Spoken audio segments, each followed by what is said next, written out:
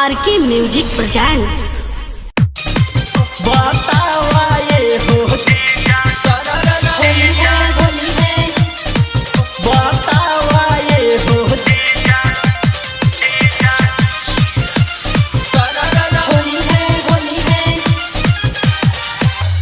बीतल जाता उमा ढाले न गानो सहार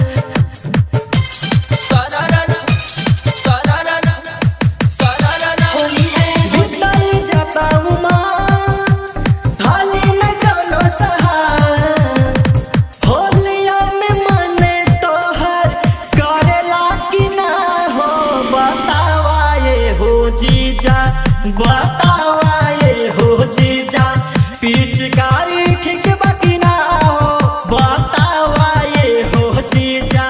पिचकारी ठीक बाकी ना हो बतावा ये हो जीजा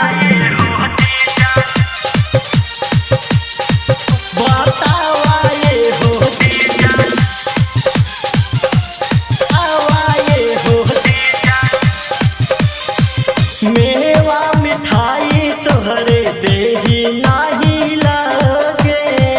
तोहसे कुछ नहीं होई इहा हमरे लागे मेवा मिठाई तोहरे देही नाही लगे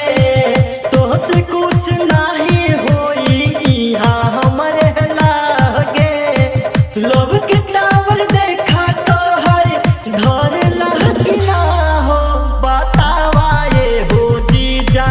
बतावा ये हो जीजा पिचकारी ठीक बाकी ना हो बतावा ये हो जीजा पिचकारी ठीक बाकी ना हो बतावा ये हो जीजा बतावा ये हो जीजा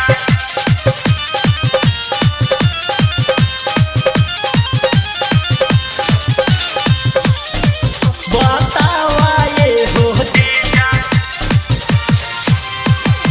तोहरा पिचकारी देखी मूड नाही बनत